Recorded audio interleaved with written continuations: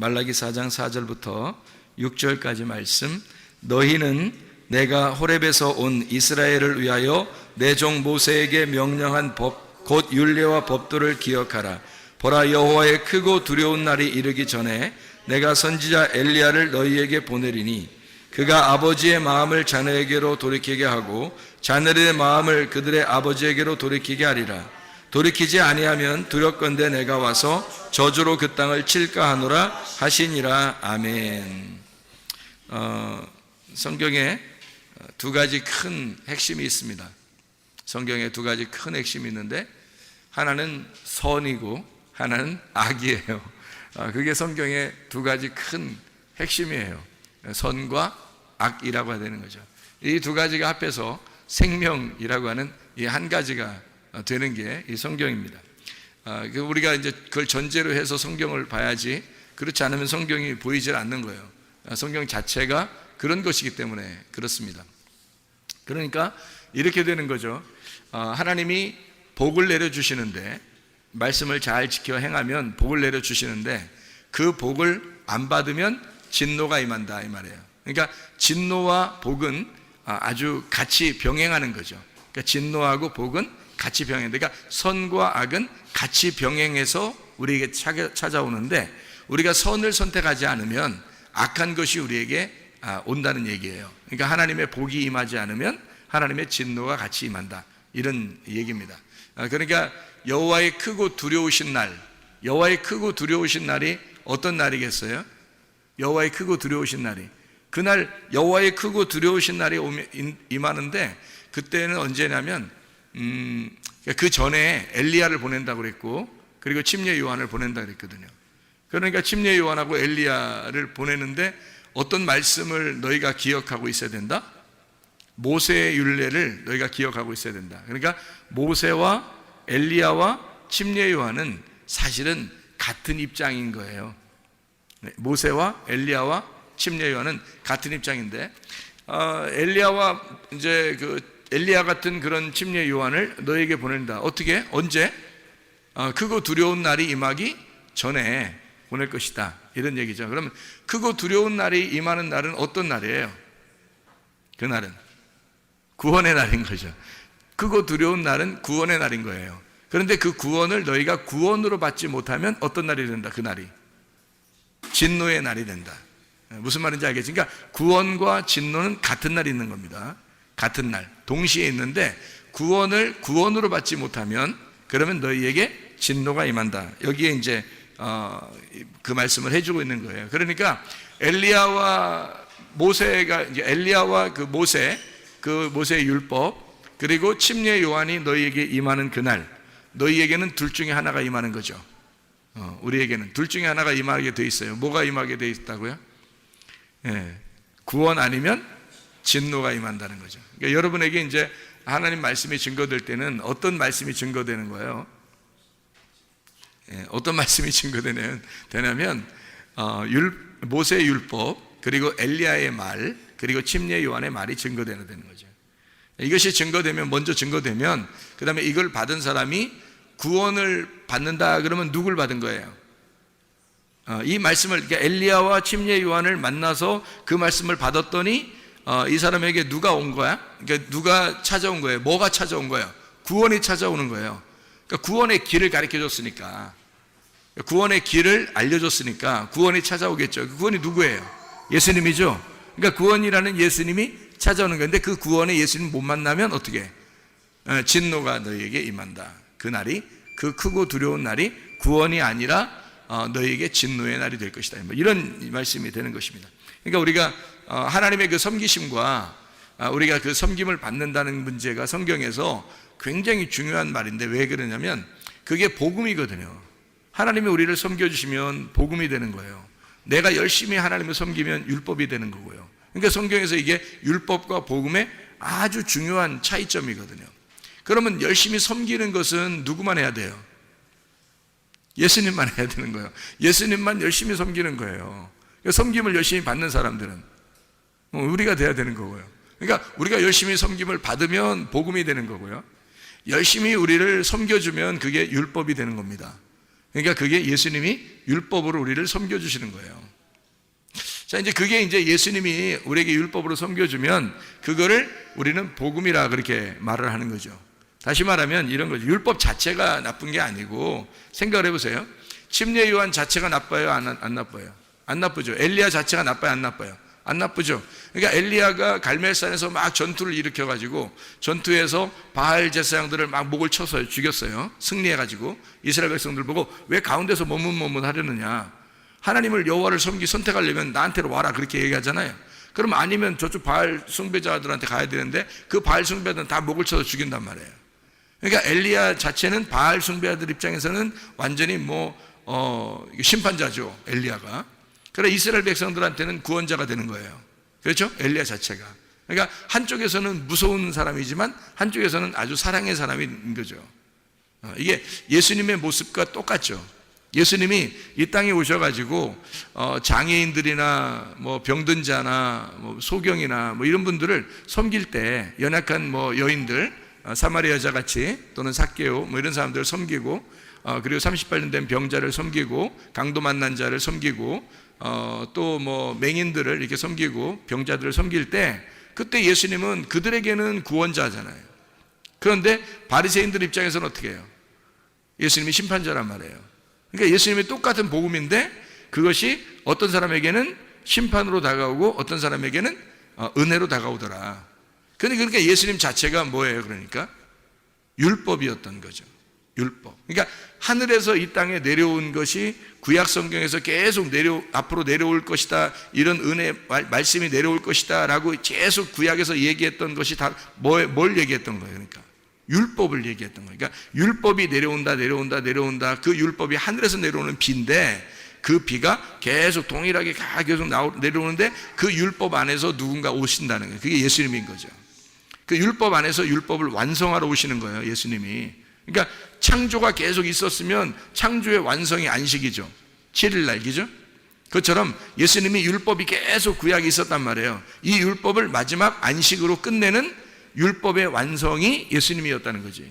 그러니까 그건 율법으로 온 거예요. 그렇죠?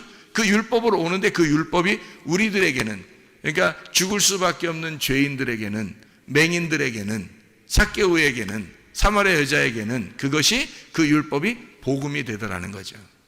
그러니까 참다운 율법, 그러니까 완성된 율법. 그 완성된 율법이 성경에서는 뭐라고 가르쳐요? 완성된 율법이 사랑이라고 가르치잖아요. 그러니까 로마서 13장에 율법의 완성이라는 말이 나오죠. 그죠? 로마서 13장에. 그러면 율법의 완성이라는 이 말이 뭐라고, 율법의 완성을 뭐라고 여기서 소개한다고요? 율법의 완성은 사랑이라고 말해요.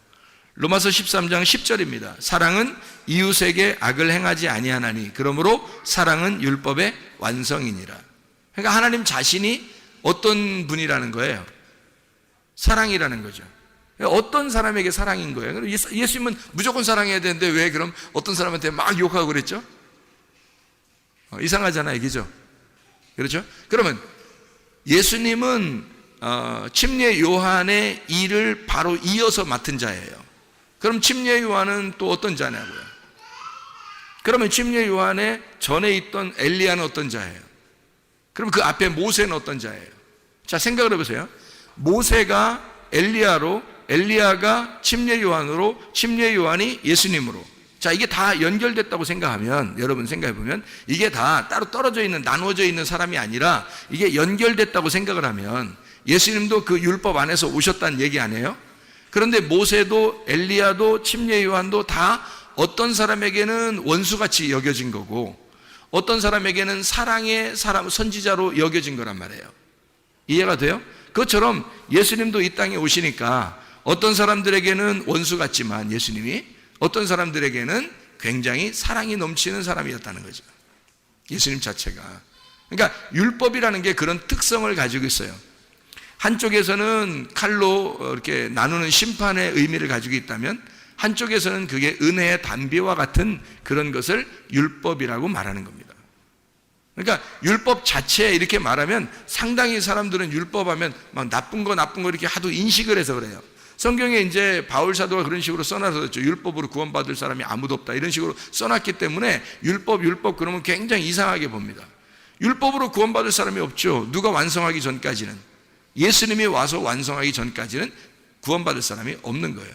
그런데 그 율법을 완성하신 분이 있어요. 뭘로? 사랑으로 완성하신 분이 있는데 그가 예수 그리스도란 말이에요. 그러면 그 율법이 더 이상 우리에게는 구원하지 못할 율법이 아니라 복음이 되는 거죠. 그 율법 자체가 복음이 되는 거예요. 그러니까 하나님은 처음부터 여러분에게 눈 딱 감고 야 그냥 사랑 내 사랑아 그냥 이런 식으로 안 한단 말이에요. 반드시 율법으로 다가와서 사랑하시는 거예요. 그러니까 여러분은 간혹 어떤 느낌이 드는 거냐면 하나님이 한편으로는 무섭다, 이런 느낌이 들 거예요. 그게 정상입니다. 하나님이 그러나 그런 그 두려운 하나님이시지만 굉장히 사랑이 많으시고 긍휼이 많으시고 자비하시고 우리를 아주 애처롭게 보시는 하나님이시다 하는 그 말도 맞는 얘기예요. 무슨 말인지 알겠죠? 율법 안에서 오신 그 예수님, 주님이 이제 그 율법을 완성하셨다, 그 사랑으로 완성하셨다, 이런 생각을 하게 되면 성경이 이게 나누어져서 보이는데 그게 원래 하나였구나, 이렇게 알게 되는 거죠. 이거를 이제 우리가 잘 생각해야 성경이 이해가 돼요. 그렇지 않으면 성경 어떤 말은 여러분 옛날에 성경을 읽어보면 이런 생각이 들죠.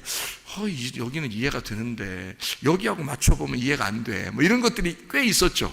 왜냐하면 이 앞에하고 뒤에하고 안 맞게 생각을 했었으니까 그런 거예요.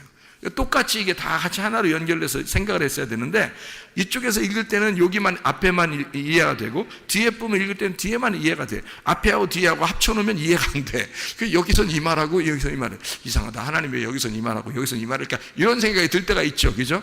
하나님이 똑같은 말을 이쪽에서는 반대로 얘기하고 이쪽에서는 또 반대로 얘기하고 막 그런 게 있어요. 예를 들어서 뭐 효도하라 그러잖아요, 성경이죠. 효도하라고. 그럼 또 한쪽에서는 어떻게 부모하고 원수를 맺으라 그렇게 또 얘기하잖아요. 이런 게 이제 이 성경에서 이게 다 합쳐져야 되는 건데 이 합쳐지지 못했을 때는 이게 나누어진 거예요. 선악으로 나누어진 거란 말이에요. 이게 딱 이렇게 나누어진 거죠. 선악이라고 그러면 이제 어떤 걸 선악이라고 그러냐면 선한 거는 효도하라는 게 선한 거겠죠. 지금 예를 들어서 하나 얘기하면 선한 거라면 효도하는 게 선한 거겠죠. 그러면 이제 원수 맺으라는 건 악한 거겠죠. 그런 거예요. 그러니까 선과 악으로 이렇게 나누어지는 건데 그거를 두 개 합치면 이게 악한 거예요. 선악이에요, 그게. 근데 요거를 가운데서 완성을 하는 게 죽음이에요. 그래서 그거를 그 사이에서 죽어버리면 이게 완성이 되는 거예요. 그러니까 그 죽음의 완성이 사랑의 죽음이죠. 죽음의 사랑. 그게 이제 완성을 시키는 거예요. 이웃을 위해서 목숨을 버리는 그 사랑. 그 예수님이 하는 것이죠. 예수님이 우리의 이웃이니까. 그죠? 우리가 예수님의 이웃이고 우리의 이웃은 예수님이에요. 그러니까 예수님과 우리는 서로 이웃인데 원수가 아니고 이웃이어야 말이에요. 그래서 원수인 나를, 율법으로 원수를 맺었던 나를 율법이 오셔서 완성, 이웃을 사랑함으로 완성을 했단 말이에요. 그래서 십자가에 못 박혀 죽으셔서 이 율법이 완성이 됐어요, 이미. 그래서 결론은 항상 성경의 결론은 다 선한 것으로 나옵니다. 성경의 결론은 무조건 다 선한 것으로 나와요. 그러니까 그런 하나님을 여러분이 인정한다면 하나님은 우리를 선하게 섬기시고 인도하시는 하나님이구나 라는 걸 전제하고 성경을 봐야 되는 거죠. 그러니까 그렇게 하신 하나님이라고 하는 건 뭘 전제했다는 얘기예요? 선악으로 나눠졌다는 얘기예요? 생명으로 하나가 됐다는 얘기예요? 생명으로 이미 하나가 됐다는 얘기예요. 어떻게 하면 선악이 생명으로 하나가 되는 거예요? 어떻게 하면? 죽으면, 선악으로 죽으면 생명으로 하나가 되는 거예요. 그래서 우리 보고 주님을 따라오라는 거예요. 그래서 너희가 선악으로 죽으면 네가 선악의 눈으로 보지 않고 두 눈으로 보지 않고 한 눈이 없어지면 하나의 눈으로 보게 될 것이다. 그게 생명이라는 것이다. 하나님이 그토록 우리를 사랑하시는 거다라고 하는 그런 얘기입니다. 자, 두 개가 한 개로 보인다는 얘기를 좀 이제 이해가 되겠죠. 무슨 말인가? 여기서 진노를 받는다, 복을 내린다. 구원을 주신다, 진노하신다. 구원을 구원으로 받아들이지 못하면 진노가 임하는 거다. 그게 같은 날 오는 거다. 그래서 이쪽 진노가 오는 쪽에서 볼 때도 크고 두려운 날이고요, 구원의 날이 오는 것도 크고 두려운 날입니다. 그러니까 하나님의 날은 크고 두려운 날이에요. 그런데 한쪽에서는 구원의 찬양을 하게 되고 한쪽에서는 통곡하는 진노가 임하게 되는 것입니다. 그게 이제 누가 임하면 그렇게 된다고요? 누가 오면? 침례 요한이 오면 그런 일이 벌어진다고. 그럼 그 침례 요한이 누구의 이름으로 왔다고요? 엘리야의 이름으로 왔다고요. 엘리야처럼 왔다고. 그 엘리야는 어떤 말씀으로 왔다고요? 모세의 말씀으로 왔다고. 이게 다 세트라니까. 세트 알잖아. 세트 알잖아 우리.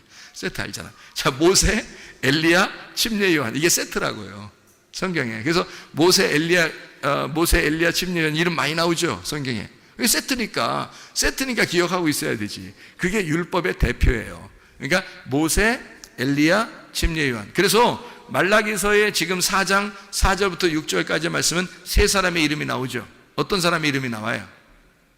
예, 그러니까 엘리야의 이름으로 오는 자가 하나 있고, 그리고 모세의 율법이 먼저 나오기죠. 모세의 율법이 먼저 나오고, 그 다음에 엘리야의 마음을 가진 자가 나온다는 거예요. 그가 침례 요한이죠. 그러니까 모세, 엘리야, 침례 요한, 맞죠? 그렇게 오게 되면 그가 오면 그 길을 마련해서 누군가를 만나도록 한다는 거예요. 그 만나도록 하는 그 날이 크고 두려운 날이다, 이런 말씀이죠. 이해가 되겠죠? 무슨 말인가? 자, 우리 그러면 이제 마태복음 11장 11절 12절의 말씀을 우리 한번 보면은 거기에 뭐가 나올까요? 마태복음 11장 11절 12절의 말씀에 보면, 내가 진실로 너에게 말하노니 여자가 낳은 자 중에 침례 요한보다 큰 이가 일어남이 없도다. 그러나 천국에서는 극히 작은 자라도 그보다 크니라. 침례 요한의 때부터 지금까지 천국은 침노를 당하나니 침노하는 자는 빼앗느니라, 이렇게 되어 있잖아요. 그러니까 그 침노한다는 말이 나오고, 그 다음에 빼앗는다는 얘기가 나오고, 그 다음에 천국이라는 말이 나오잖아요. 그러면 여기서 침례 요한보다 그 전에는 큰 사람이 있다 없다? 없다. 그러면 침례 요한보다 큰 사람이 없으니까 앞에 구약의 성경 중에서 엘리야가 침례 요한보다 커요 안 커요? 안 크다. 모세가 커요 안 커요? 안 크다. 침례 요한이 가장 크다. 솔로몬이 더 커요 안 커요? 안 크다. 침례 요한이 가장 크다. 지금 그런 얘기 하는 얘기죠? 다윗보다 더 크다, 노아보다 더 크다. 어이구 어마어마하네. 이제 침례 요한이 진짜 어마어마한 사람이네요, 그죠? 왜 이렇게 얘기했을까요? 왜 침례 요한보다 다 작다고 그랬을까? 앞에 있는 사람들은 침례 요한이 율법의 마지막 주자예요. 그러니까 왜 그 달리기 할 때 잘 뛰는 사람을 최고 마지막에 두잖아. 릴레이 경주할 때, 그죠? 이렇게 5명이 달리기 한다면, 이어서 달리기 한다면, 마지막 달리는 사람이 최고 잘 뛰는 사람이 마지막 달리죠? 그러니까 침례 요한이 율법 중에서 가장 잘 달리는 사람이란 말이에요. 가장 잘 달리는 사람, 침례 요한이에요. 그 침례 요한이 나중에 어떤 이름으로 바뀌느냐면요, 사랑의 사도 요한으로 바뀌는 거예요. 이름이 똑같은 이름이잖아요. 그러니까 침례 요한이 뭘로 바뀌느냐면, 이게 침례 요한의 그 율법이 완성이 되잖아요. 그러면 사랑의 요한이 되는 거예요. 성경에 보면 요한복음 하면 막 사랑이 넘치죠. 요한 1서, 요한 2서, 요한 3서 그러면 막 사랑이 넘치잖아요. 하나님은 사랑이시다 막 이러고 막 이러잖아요. 그게 뭐 때문에 요한을 갖다 그렇게, 요한이 또 그런 글을 쓰게 되도록 하나님이 허락하셨을까? 그게 침례 요한이 율법의 마지막 주자로 왔기 때문에, 그 율법이 완성된 예수가 마지막 이제 오잖아요. 침례 요한 다음으로 예수님 오잖아요. 그러면 요한이 사랑의 하나님을 소개하는 거예요. 그러니까 이 사랑의 순서를 소개하느라고 침례 요한이 예수님을 거쳐 사랑의 요한이 되는 거란 말이에요. 아니, 물론 이 사람이 죽었다가 요한으로 부활해서 무슨 윤회했다 이런 말이 아니에요. 그런 말이 아니라 성경의 그 요한이라는 이름 자체가, 그 요한이 침례 요한이라는 이름하고 요한, 그리고 예수님 거쳐서 그 다음에 사랑의 요한이 된단 말이에요. 마지막에 십자 못 박혀 돌아가실 때 누구만 거기 십자가 밑에 있었어요? 제자 중에서 요한만 있었어요. 요한만. 그래서 예수님 뭐라 그래요? 요한 보고 이제 오늘부터 네가 어머니 모셔라 그러잖아요. 그 어머니한테 뭐라 그래요? 오늘부터 아들 하세요, 이쪽, 이렇게 하셨잖아요. 그러니까 거기서 하여튼 십자가에 못 박혀 돌아가실 때까지 하여튼 효도는 하여튼 하신 분이야. 십자가 못 박혀 돌아가시면서 끝까지 하여튼 효도하신 분이야. 아들하고 그 어머니하고 자긴 죽으니까 이제 둘이 연결하세요. 둘이 이제 손 잡으세요. 마지막 이제 해놓고 이제 돌아가시는 거예요. 제가 돌아가시는 거예요? 하니까 물어보는 거죠. 물어보는 거면 이제 그런 것 같지가 않죠. 그런 건 아니죠. 왜냐하면 보세요. 예수님의 동생들이 있어요, 없어요? 있어요. 예수님의 동생들이 있기 때문에 굳이 요한을 아들로 안 해도 아들들이 있어요. 아들들이 있다고. 예수님 동생들이 다 살아 있었어요. 그렇기 때문에 요한이 아니더라도 이미 아들들은 있어요. 근데 굳이 거기서 왜 사랑의 사도 요한을 예수님의 어머니 마리아의 아들로 만들어 놨냐면, 이제 육신으로 온 예수 그리스도가 십자가 못 박혀 돌아가셔요. 그러니까 이제는 이 아들의 일이 끝났잖아요. 아들의 일이 끝났어요.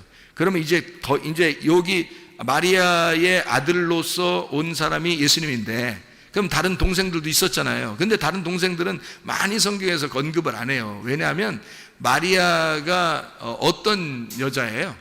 마리아가 어떤 여자예요? 마라에서 나온 이름이 마리아라 그랬죠? 예, 마라. 이게 마라에서 온 마리아라고 했어요. 그럼 이 마라가 뭐죠? 쓰다라는 이름이에요. 그러니까 쓰다, 잉태의 고통, 쓰다.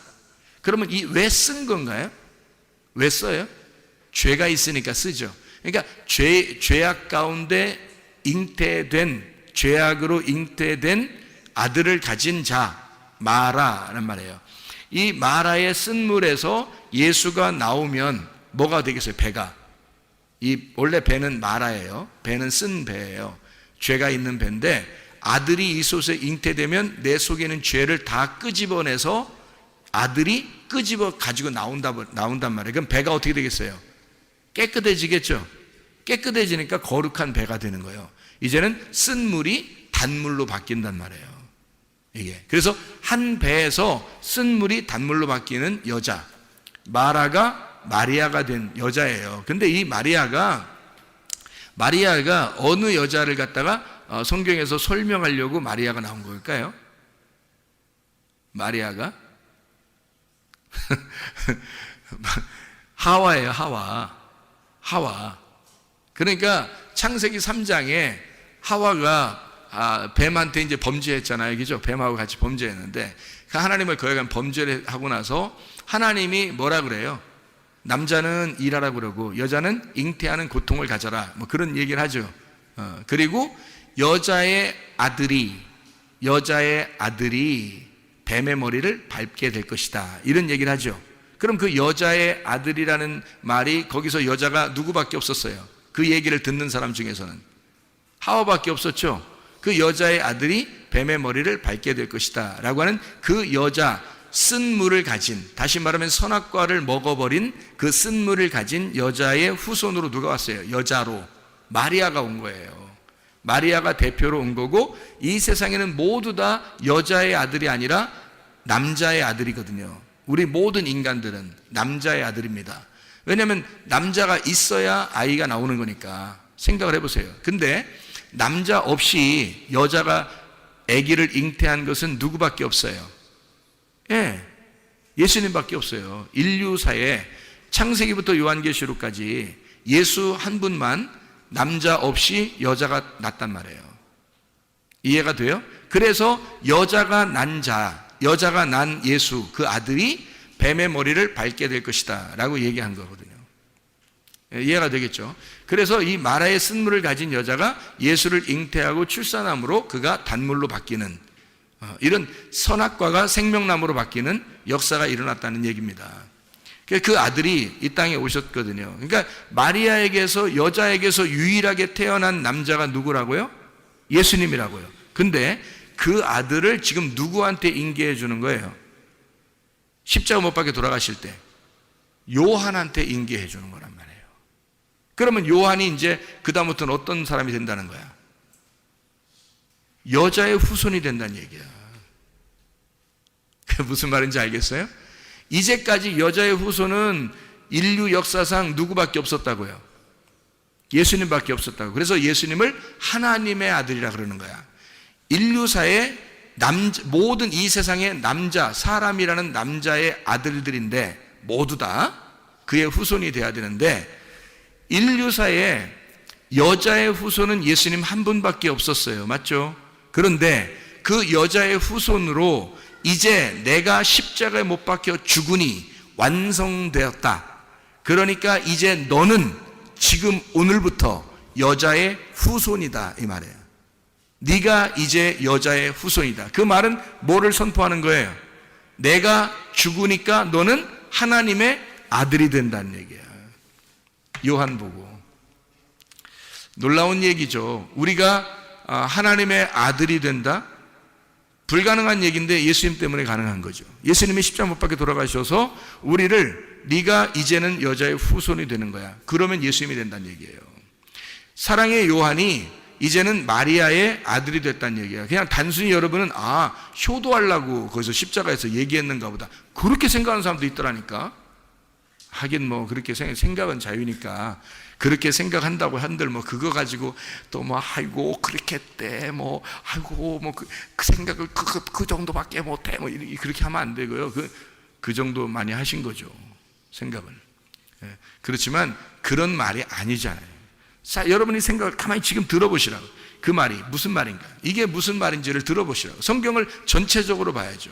마리아가 왜 왔는지, 그가 왜 마라의 이름에서 왔는지, 왜 그가 하와의 약속, 하나님과 하와의 약속에서 올 수밖에 없었던 여자의 후손을 잉태한 자였는지를 우리가 보게 되면 성경이 일관성 있게 똑같은 얘기를 하나를 하고 있는데, 그게 바로 뭐냐면 여자의 후손인 하나님의 아들을 소개하고 있다는 얘기예요.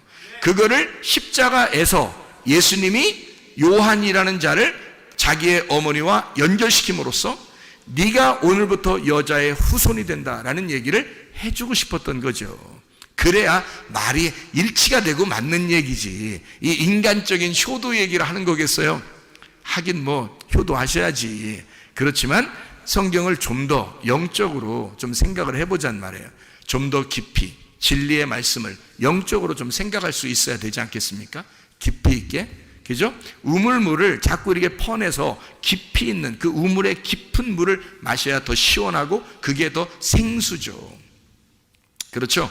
자, 어쨌든 이게 여자의 후손으로 온 게 사랑의 사도 요한이에요. 그러니까 침례 요한이 사랑의 사도 요한으로, 그래서 하나님의 율법이 하나님의 사랑으로 완성이 되었다. 이러면 하나님의 여자의 후손인 하나님의 아들이 된다.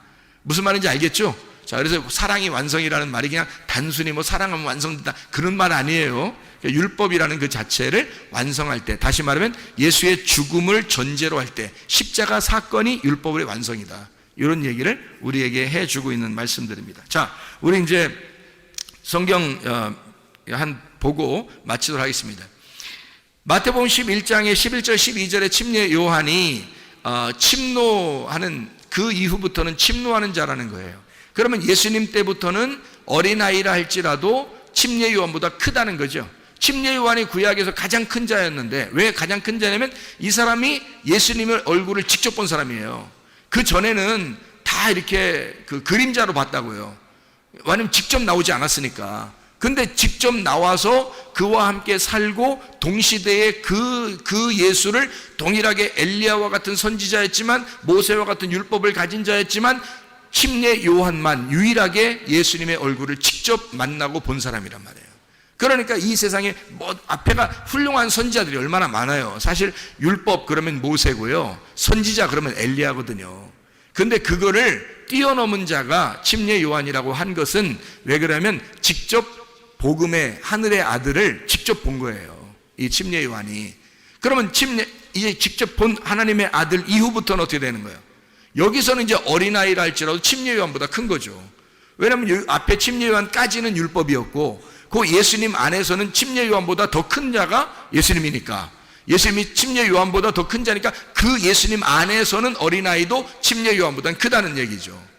그러니까 누가 침노하느냐는 거예요. 예수님이 침례 요한 때까지 이제 이 때부터 지금 천국이 올 때까지 계속 침례 요한까지는 율법의 시대였는데, 그때부터 천국은 침노를 받는데요. 침례 요한 때부터 천국이 침노를 받는데, 그럼 그 침노한다는 말이 어떤 의미라고요? 침노가 비아조라는 단어입니다. 강제로 들어가다라는 말이고, 이게 비아, 폭력이라는 단어입니다.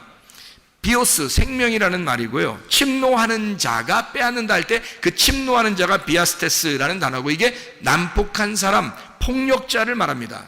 폭력자만이 그걸 빼앗게 된다는 거예요. 이게 비아조에서 나온 단어고요, 강제로 들어간다는 말입니다. 그러니까 침노에 들어간다는 걸 의미하는 거예요. 구원은 그러니까 그냥 단순하게 은혜로 받지만 그 구원을 받은 것을 이 하나님의 말씀을 깨닫고 완성을 하려면요, 이게 계속 침노에 들어가야 되는 거예요. 침노에 들어가는 거예요. 그러니까 이 침례 요한 때부터 예수님까지 계속 폭력을 당한다는 거예요. 이게. 그러면 왜 폭력을 당한다는 단어를 썼을까? 이렇게 폭력을 당한다는 단어를 왜 여기다가 썼을까 하는 얘기예요. 그게 율법이었기 때문입니다. 율법이었기 때문에. 그게 폭력이라는 거예요. 그러니까 율법이라고 하는 건 어떻게 뭐라고 했어요? 율법은 폭력과 사랑이 같이 온다 그랬죠. 그죠? 그러니까 진노와 구원이 같이 온다 그래요. 그게 율법이라고요. 근데 이 예수님은 이 율법의 어느 부분을 맡았어요? 은혜의 부분을 맡은 거예요. 예수님이 율법이 이렇게 하나인데, 율법이 구원과 진노가 같이 오고 율법의 은혜와 이 징계가 같이 오는데, 그 중에 은혜의 부분을, 복음의 부분을 누가 맡았냐면 예수님이 맡은 거예요. 그러면 그 전에 있는 사람들은 다 징계를 맡아야 되는 거거든요. 그 할당된 분야가 그런 거예요. 할당된 분야가 그런 거지, 그 사람들이 뭐 나쁘다 이런 의미가 아니란 말이에요. 할당된 분야가, 모세, 엘리야, 침례 요한에 맡은 분야가 뭐냐면 침노하는 겁니다. 그러니까 침노, 폭력하는 자가 누가 돼야 되느냐면, 침례 요한 때부터 예수님 천국이 올 때까지가 계속 침노를 당하는, 폭행을 당하는 거니까, 잘 생각해 봐요. 폭행하는 자가 있을 거 아닙니까? 난폭하게 폭행하는 자가 있을 거 아니에요. 그게 뭐겠냐고요. 침례 요한 때부터 천국이 올 때까지 계속 폭행을 당한다는 거예요. 그러면 이 폭행하는 자가 누군가 있어야 되잖아요. 그게 누구냐고요. 침례 요한이란 말이에요. 침례 요한 때부터 천국이 올 때까지니까 침례 요한 때부터 계속 폭행이 일어나요. 그리고 예수님 오신다면 천국이 온단 말이에요. 그러면 그 사이에 그 폭력을 행사하는 자가 침례 요한이죠. 그러면 또 이제 이걸 우리가 잘 생각해 봐야 돼요. 왜 이걸 생각해 봐야 되냐면, 여러분 그 누가복음 10장 30절에 보면 강도 만난 자가 나오는데, 강도 만난 자가 어떻게 됐죠? 때려 맞아가지고 어떻게 됐어요? 거의 반 죽었다는 얘기예요? 아니면 반 딱 잘라서 죽었다는 얘기예요? 반 딱 잘라서 죽었다는 얘기예요. 헤미다네스라는 단어인데요, 이게 헤미다네스가 헤미라고 하는 절반이라는 단어하고요, 드네스코 죽는다라는 말의 합성어예요. 그래서 반이 딱 절반이 죽었다는 얘기입니다. 그러니까 반이 잘라졌다는 얘기예요. 반을 딱 자르는 게 누가 하는 거냐면 선악과가 하는 겁니다. 선악과가. 그러면 이 사람이, 이 강도 만난 자가 만난 그 강도는 뭔 거예요? 그러니까 선악과인 거예요. 그러니까 선악과를 담당하는 율법이 만난 거예요. 그러니까 선악과를 담당하는 율법이 이 강도 만난 자를 만난 거예요. 그게 강도였던 거야. 그러니까 그 강도를 담당하는 사람들이 있었어요. 성경 구약에. 그 사람들이 제사장들하고 레위인들이야. 그래서 그 사람들은 지나가는 거예요. 왜? 잘 만난 거거든. 강도를 잘 만났잖아요. 그 제대로 만났다, 너 강도를. 이렇게 해서 지나가는 거예요. 자기들이. 그러니까 우리가 이제 그냥 보면은, 아우, 이 사람들 진짜 인간적으로 사랑도 없어. 뭐 이 사람들 인간도 아니야. 뭐, 야, 우리는 그렇게 살지 말자. 뭐 이러면서 얘기를 해요. 그러면 이제 성경을 진짜 엉덩이가 뚱뚱하게 보는 거예요. 진짜. 그게 진짜. 성경을 그러니까 전혀 다른 눈으로 보는 거예요. 성경이 하나님의 눈으로 보질 않고 그냥 진짜 자기 눈으로 보는 거예요. 야, 우리 착하게 살자. 이러면 안 되겠다. 야, 이제, 야, 사람이 인간이 진짜 그럴 수 있냐? 뭐, 누가 옆에서 그렇게 막, 이렇게, 강도 만나가지고 이렇게 힘들어 하는데, 그냥 지나쳐. 우리 레위인이나 제사장들, 그 사람들 외식하는 사람들이니까 그런 식으로 살지 말고 사랑을 해줘야 돼. 뭐 이렇게 얘기하는데요. 제사장과 레위인이 지나간 이유를 제가 가만히 여기서 생각을 해봤어요. 우물을 파고 또 파고 또 파서 깊이 생각을 해봤어요. 그 깊은 우물을 이렇게 들여다보니까 제사장과 레위인이 그 사람을 지나칠 수밖에 없었던 이유는 그가 제대로 강도를 만났기 때문입니다. 제대로 강도를 만났기 때문에 딱 반이 잘라진 거예요. 그러니까 제사장 레위인이 더 이상 건들 게 없는 거야. 자기들이 건들 게 없어서 그냥 지나가는 거예요. 반 잘라지는 역할을 제사장 레위인, 그 율법이 해야 되는 거거든요. 그 율법이 담당하는 거예요. 그게 선악과가 담당을 해야 되는 거거든요. 제대로 감당을 했어요. 제대로 담당해서 제대로 잘라놓고 가는 거야. 그러니까 누구만 오면 돼요? 선한 사마리아인만 오면 되는 거예요. 선한 사마리아는 왜 온 거예요? 자기가 반쪽이니까. 반쪽을 잃어버린 반쪽이에요. 그게 선한 사마리아인이야. 그래서 반쪽을 찾아서 좀 먼 길을 온 거예요. 지금 반쪽을 찾아서 하늘에서 이 땅으로 반쪽을, 자기의 잃어버린 반쪽을 찾아온 거예요. 그러니까 반쪽을 만났으니 제대로 만난 거죠. 그러니 선한 사마리아인은 당연히 만나러 오는 거고요. 제사장 레위인들은 잘라놓고 잘라진 걸 보고 가는 거고요. 확인하고 가는 거고, 선한 사마리아인은 자기 잃어버린 반쪽을 찾아서 온 거죠. 자, 이런 말씀드립니다. 성경이요. 얼마나 감사한지. 우리는 사실 이 땅에서 잃어버린 반쪽이 되어야 그 나를 찾으러, 자기의 잃어버린 반쪽을 찾으러 오신 예수님을 만나요. 그 잃어버린 자가 되어야 돼요, 우리가. 그래서 예수님이 이 땅에 아폴림이 잃어버린 자, 파괴된 자, 그런 자를 찾아서 구원하려 함이라. 이렇게 주님께서 삭개오 만났을 때 그렇게 얘기하잖아요. 사람들이 막 비난하고 그러니까 왜 삭개오 만나서 구원해요? 말하니까 예수님이 그런 말해요. 누가복음 19장 10절 말씀에 나는 인자는 잃어버린 자를 찾아서 구원하려 함이라. 이렇게 말해요. 그 뭘 잃어버린 거예요? 반쪽을. 내 반쪽을 잃어버렸으니까 반쪽을 찾아와서 그를 구원해야 되는 거예요. 그게 예수님이라고요. 그러려면 어떻게 돼요? 반쪽이 잘라져 있었어야 되죠, 누군가가. 그게 삭개오가 반 잘라져 있었던 사람이에요. 사마리아 여자가 반 잘라져 있었던 사람이라고. 그래서 예수님이 찾으러 온 거예요, 그 사람들을. 이해가 되겠어요? 여러분이 어떤 사람 되면 분명히 구원받을 수 있겠어요? 반 잘라지면 구원받겠죠. 뭘로 잘라져야 돼요? 율법, 모세, 엘리야, 침례 요한에 의하여 반 잘라져야 된다는 얘기입니다. 이해가 되겠습니까? 그렇게 되면 예수님이 찾아오신다는 얘기예요. 율법과 모세, 엘리야, 침례 요한은 하나였으니까 그게 우리를 자르는 역할을 가지고 있는, 헤미다네스를 역할을 하는, 헤미 절반, 드네스코 죽이는, 반을 딱 잘라 죽이는 역할을 하는 자니까 그것이. 그래서 요한복음 10장에 8절 10절에 보면 예수님은 선한 목자인데 누가 먼저 온다겠어요? 도둑, 강도가 먼저 온다. 절도자가 먼저 와서 너희를 도둑질하고 그리고 죽이고 멸망시킨다. 이렇게 얘기하는 거죠. 그래야 너희들을 도둑질하고 죽이고 멸망시켜야, 너희들을 하나님의 그 마음에서 너희를 빼앗으면 도둑질이잖아요. 그럼 옛날에 그 율법을 가르치던 사람들이 대부분 어떻게 했어요? 이스라엘 백성들에게. 예수님이 왜 왔어요? 사람들이 그 율법으로 하나님 백성들을 자꾸 뺏어가니까, 그러니까 하나님이 직접 내려와서, 그 아들이 내려와서 자기 하나님의 마음에서 뺏어가는 자를 찾아오는 거예요. 그러니까 그걸 뺏어가는 자가 있었는데 그걸 도둑이요, 절도, 죽이고 멸망시키는 자다, 이렇게 얘기한 거죠. 거기에서 뺏어오는 거예요, 예수님이. 그 선한 목자라는 거예요. 주님이 그 양을 뺏어오는 거죠. 자기 양을 뺏어오는 거예요. 누군지 알겠죠? 그러니까 이게 자기들 양이 아니야. 이게 도둑놈들 양이 아니에요. 이 도둑놈들이 누구예요? 그러니까 율법사들, 제사장들, 바리새인들, 이런 사람들이에요. 율법을 가르치는 자들이라고. 하나님의 마음을 모르고 가르치는 자들, 그게 도둑놈이라는 거예요. 마음을 뺏은 거잖아요. 하나님의 마음에서 우리를 양들을 뺏어간 거란 말이에요. 그러니까 하나님 마음 모르게 한 거죠. 마음은 모르고 그냥 겉으로 율법만 알도록 만들어 놓은 거예요. 그러니까 그 마음이 뺏긴 거죠. 하나님으로부터 마음을 뺏은 자, 그가 강도, 도둑이고 절도, 멸망시키고 죽이는 자란 말입니다. 이해가 되겠어요? 거기서 예수님이 와가지고 뺏어오는 거예요. 하나님의 마음으로 뺏어서 다시. 그래서 하나님의 마음으로 예배를 드려라, 이렇게 얘기하잖아요. 너희들 겉으로 막 헌금하고 겉으로 뭐 선한 일하고 막 이러는데 이 독사의 자식들아 뭐 이러면서 너희들은 하나님의 의와 인과 신을 버렸다, 이렇게 말하잖아요. 하나님의 마음을 너희가 모르고 갔다는 거죠. 하나님의 마음을 모르고 행동하는 것이더라, 이런 얘기들을 하는 거잖아요. 그렇죠? 그러니까 절도, 강도, 이게 먼저 와야 된다는 게, 이게 나쁜 거예요? 아니면 율법이에요?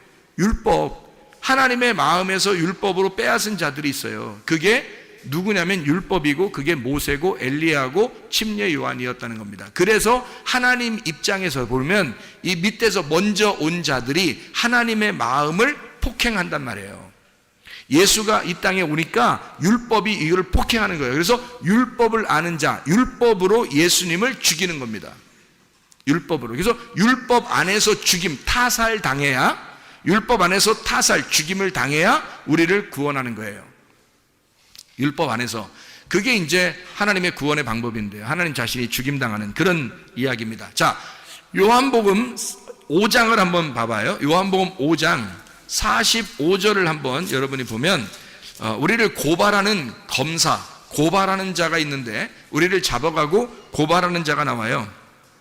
거기에 뭐라고 나오냐면 이렇게 나오죠. 요한복음 5장 45절의 말씀입니다. 내가 너희를 아버지께 고발할까 생각하지 마라. 너희를 고발하는 이가 있으니 곧 너희가 바라는 자 모세니라. 모세가 뭔 잘못했길래 모세가 고발한다 그래요. 율법의 고발자가 모세래요. 그러면 여기서 이제 고발하는 자, 그러니까 우리를 일로 바치는 자, 참소하는 자, 그러니까 마귀가 하는 일을 모세가 한다는 거예요. 그 일을 땅에서 감당한다는 게 모세라는 거야. 그러면 이게 무슨 말이냐 이거야. 이게 성경에 일치적으로 보면 먼저 온 자란 말이죠. 먼저 온 자니까 모세, 엘리야, 침례 요한. 그때부터 주님, 하나님의 아들이 침노를 당한다. 침범, 폭행을 당한다는 얘기예요. 그럼 이 폭행을 당해서 이 예수가 죽으면 여기 있는 게 어떻게 해요? 여기 있는 법이 없어져 버리는 거예요. 법은 원래 있는데, 없는 게 아니라 있는데 사람이 죽었기 때문에 없어지는 거야. 이 법을 끌어안고 사람이 죽었잖아요. 누가? 예수님이 죽어버렸잖아. 그러니까 더 이상 법이 없어져 버린 거예요. 우리한테. 우리를 정죄할 법이 없는 거예요. 그래서 너희가 뭐가 죄라는 거예요? 그럼 너희를 정죄할 법이 없어졌다잖아. 법 있잖아. 있는데 그 있는 거는 이렇게 예수님이 오셔서 죽으셨다는 걸 설명해 주려고 그러는 거예요. 그러면 뭐가 이제 죄라는 거예요? 법은 없어졌으니까 뭐가 죄예요? 그 죄를 용서하신 예수님을 안 믿는 게 죄라 그러잖아요. 그래서 요한복음 16장 9절에, 그죠? 그러니까 죄는 더 이상 이제 율법이 아니라 율법이라는 법이 없어졌단 말이야. 사람이 죽었기 때문에. 그래서 그 예수님이 그걸 율법을 끌어안고 다 죽었으니까, 법이 없어졌으니까 이제 뭐가 죄냐면 그 예수님을 안 받아들이면 그게 죄라는 거예요. 그래서 용서받지 못한다는 거예요. 그게. 다른 거는 다 용서받아요. 다른 거는. 그러면 그래? 용서받아? 다른 거 다 용서받아? 그럼 내 교회 다니고 내 예수 믿었는데 내가 한번 내 할 짓 한번 해볼까? 뭐 이렇게 하면 그건 넌 믿은 게 아니지. 너는 믿은 게 아니지. 너는 거짓이었지. 그 능멸하는 거죠. 하나님을 능멸하는 태도입니다. 그럴 수가 없어요. 죄를 질 수가 없습니다. 그러니까 하나님 안에서 사는 거를 죄가 없다 그렇게 말하는 거예요. 하나님과 한 마음이 돼서 사는 거를 죄가 없다 그렇게 얘기하는 거란 말이에요. 그러니까 고발자가 누군지 아셨죠? 이제 침노하는 자가 누군지 아셨죠? 그게 먼저 와야 천국이 침노를 당하고 천국이 폭행을 당해야 그 다음에 자기가 죽임을 당하죠. 타살당하고 죽임을 당해야 이 법이 끝나잖아요. 율법을 끌어안고 죽었으니까. 그래서 법이 끝나버리는 거란 말이에요. 우리한테는. 그래서 예수가 우리에게 복음이 되는 거예요. 예수님을 받아들인 사람에게는 복음이 되는 거고, 안 받아들인 사람은 여전히 율법이 존재하고 있으니까 모세, 엘리야, 침례 요한이 계속 너를 고발할 거란 말이에요. 이해가 되겠죠? 계속 우리를 모세, 엘리야, 침례 요한이 와서 너희를 고발하는 거예요. 그러면 이제 그가 고발자니까 마귀가 참소하는 자잖아요. 참소하는 자처럼 너희를 율법이 와서 너를 계속해서 고발할 것이다 그 말이에요. 왜요? 왜 고발해요? 왜 고발해요? 우리를 하나님이 사랑하시니까 고발하는 거예요. 왜 그런지 알아요? 자, 모세하고 율법, 엘리야하고 침례 요한 왜 왔는지를 우리가 알아야죠. 그분들이 왜 우리 앞에 와야 하는지. 목사가 왜 여러분 앞에서 여러분에게 진정으로 죄를 깨닫게 하는지 그걸 알아야죠. 예수님 만나게 하기 위해서입니다. 예수님 만나게 하기 위해서. 그러니까 모세나 엘리야나 침례 요한이 다 같이 어떤 사람들이냐면요, 이 사람들이 하나님의 계시의 말씀을 깨달은 주님의 종입니다. 이 사람들이요. 그러면 이 시대에도 어떻게 돼야 돼요? 진짜 예수를 만나게 하려면 도둑이 먼저 와야 되는데, 그 도둑이 누구라겠어요? 우리들이라고 했죠.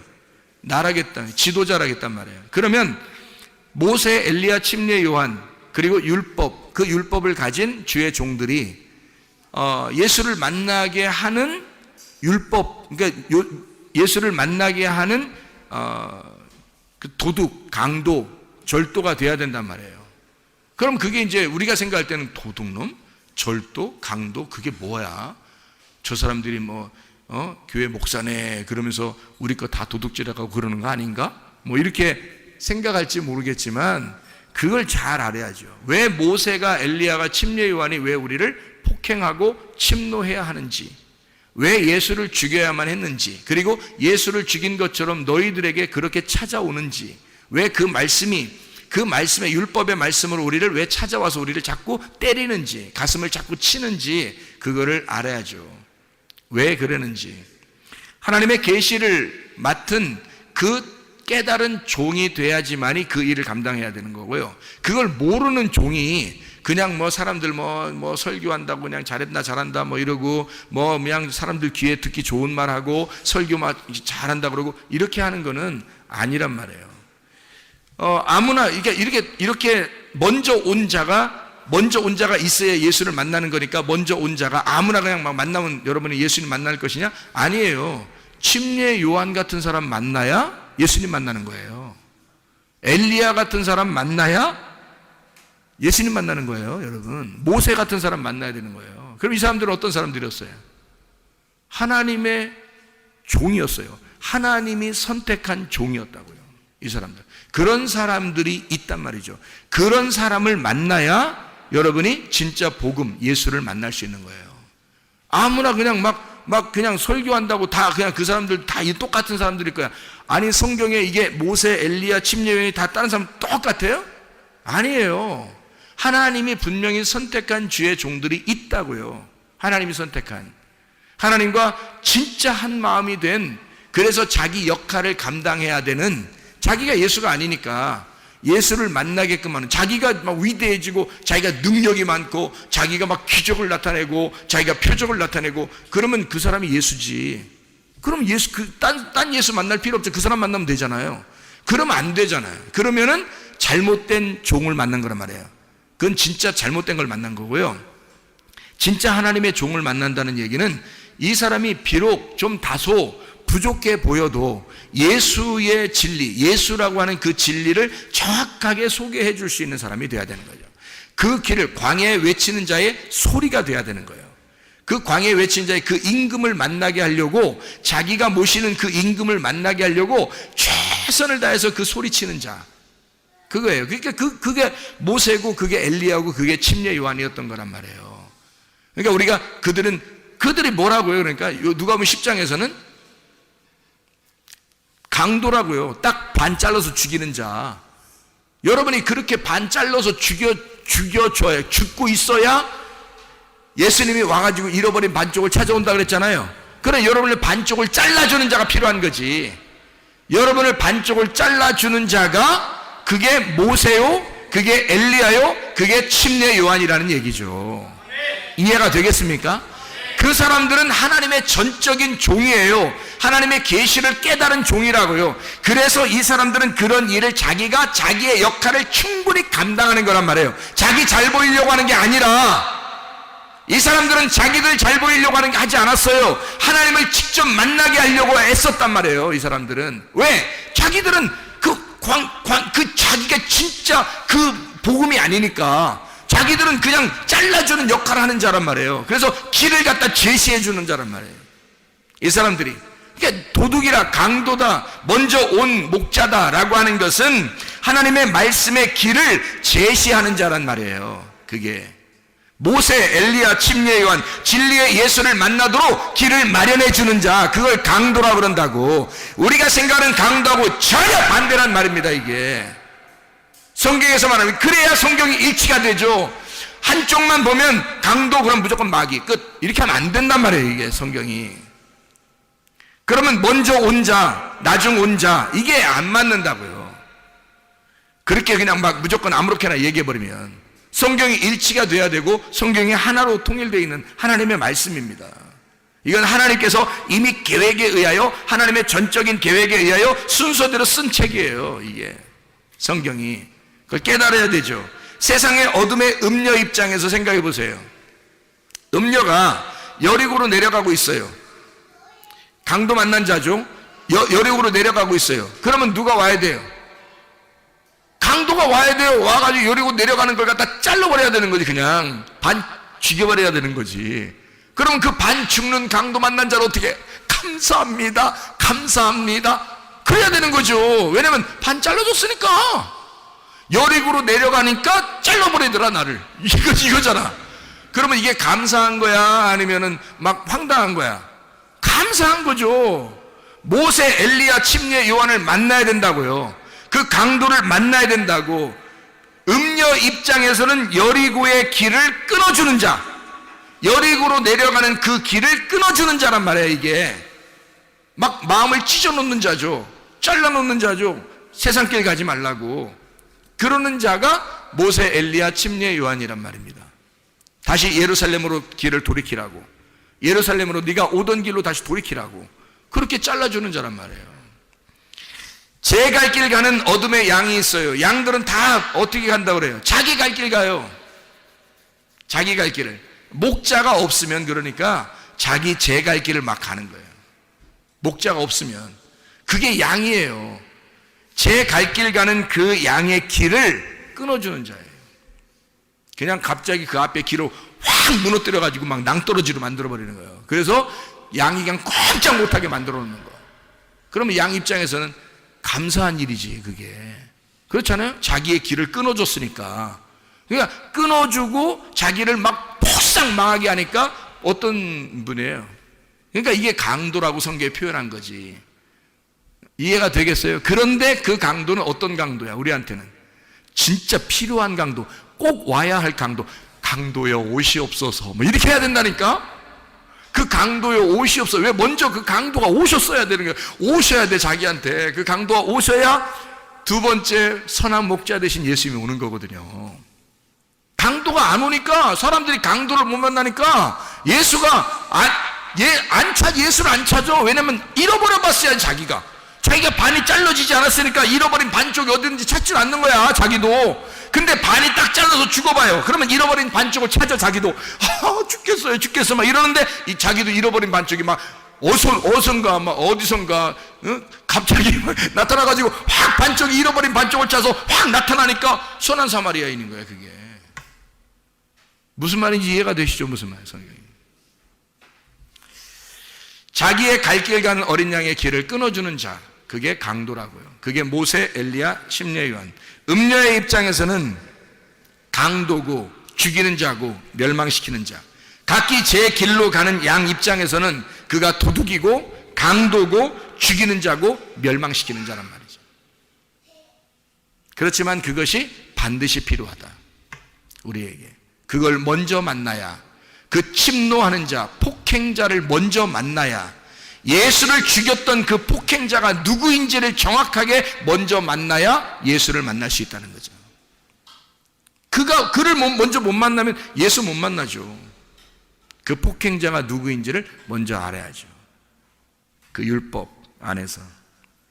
침례 요한, 맹인을 만드는 자, 죽이는 자, 문을 완전히 닫아놓는 자, 휘장을 완전히 쳐서 안 보이게 만드는 자, 우리를 깜깜하게, 진짜 답답하게, 진짜 아무것도 앞에 길이 안 보이게 만드는 자, 그게 모세, 엘리야, 침례 요한이에요. 그럴 때 여러분은 죽겠어요, 하나님? 하나도 안 보여요. 내가 맹인인가 봐요. 하나도 안 보여요. 답답하죠? 그래야 예수님 찾는 거예요. 그래야 그 사마리아 여자처럼 애절하게 그 생수의 물을 기다리는 거예요. 그래야 삭개오처럼 막 달려와서 뽕나무 위에라도 올라가서 얼굴이라도 쳐다보고 싶은 거예요. 맹인이 되어야, 소경이 되어야, 죽이는 자가 죽어가는 자가 되어야, 멸망당하는 자가 되어야, 문이 꽉 막혀서 아주 앞뒤 꽉 막혀 힘들어 죽겠는 사람이 되어야. 홍해바다와 요단강이 우리 앞에 있습니다. 이것을 홍해바다를 이렇게 앞에 놓고요, 요단강을 이렇게 딱 앞에 막아놓은 것은 이유가 있어요. 이것을 열어주기 위해서입니다. 홍해바다를 앞에 놓고 요단강을 이렇게 앞에 놓고 딱 덮여 있잖아요. 그럼 이렇게 덮여서 이렇게 막아놓은 것을 뭐라 그래요? 막아놓은 거를 문 닫혔다는 얘기예요. 그게 율법이야. 그게 강도고 우리를 저쪽으로 못 건너가게 막아놓은 거란 말이에요. 이 막는 자, 우리를 막아서 뒤에는 애굽 군대가 쫓아오죠. 앞에는 홍해바다가 있죠. 딱 우리를 막혀서 우리가 도저히 앞에 나갈 수 없을 때 하나님 어떡합니까? 라고 호소할 수 있잖아요. 그 하나님께 호소하니까 하나님이 구원자를 보내주셔요. 그 구원자가 모세의 지팡이야. 이것을 앞에 내밀어라 이거지. 그러면 이것이 갈라지게 될 것이다. 갈라진 것이 휘장이 찢어지는 거잖아. 문이 열리는 거잖아. 이해가 돼요? 눈 덮였던 소경이 눈이 열리는 거잖아. 이해가 되죠? 죽었던 우리들의 마음이 부활되는 거잖아. 열려지는 거잖아요. 거기를 통과해 지나가라고. 그거를 침노에 폭행해서 찢어내고 나가라고. 그래서 내 마음이 닫혀져 있는 것을 누군가가 나를 찢어놓고 그 사이로 주님을 발견하고 주님을 보도록 만드는 거예요. 그게 우리를 침노하는 자. 천국은 계속해서 침노를 당한다. 계속해서 폭행을 당하고 있다. 그런 자가 모세요, 엘리야요, 침례 요한이었더라. 그를 통해서 우리가 예수라는 진짜 복음을 만나게 하신다. 여러분과 저에게는 이 앞에 깜깜하게 아직도 어두컴컴하고 아직도 답답하고 도저히 앞에 길이 보이지 않는 사람들이 있을 수도 있어요. 근데 그래야 주님 만납니다. 그래야 간절해지거든요. 그렇지 않으면 간절하지 않죠. 자기가 눈 떴다고 그러는데 누가 간절합니까? 자기가 눈 떴다는데. 근데 그렇게 하면 자기가 눈 뜬 거예요. 자기가 눈 뜬 거. 그럼 하늘에 눈은 뜬 거 아니고 땅에서 눈이 떠진 거죠. 그거 아닌 거죠. 그런 사람은 빨리 소경이 돼야 되는 거죠. 그 소경을 만든 자가 강도란 말이에요. 눈을 팍 쳐가지고 눈 안 보이게 만드는 거죠. 그러면 이제 어떻게 안 보여 하나님 어떻게 해? 그러면 하나님이 와서 구원자가 와가지고 열어주는 거지. 이걸 부활시키는 거야. 눈이 부활되는 거야.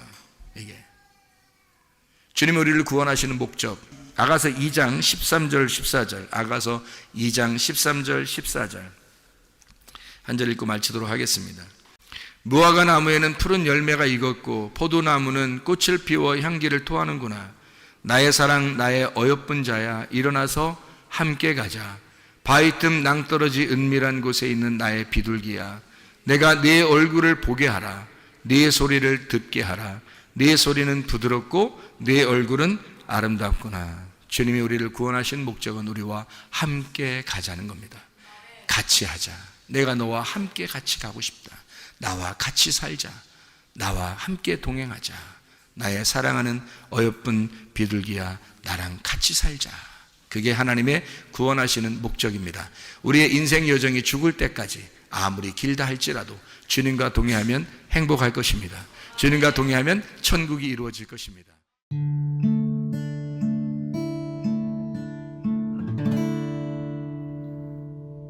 내 속에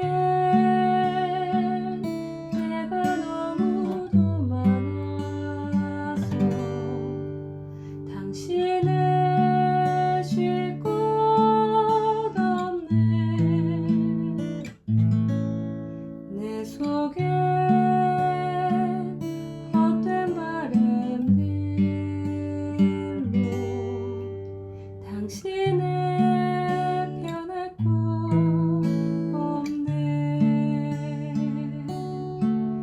내 속에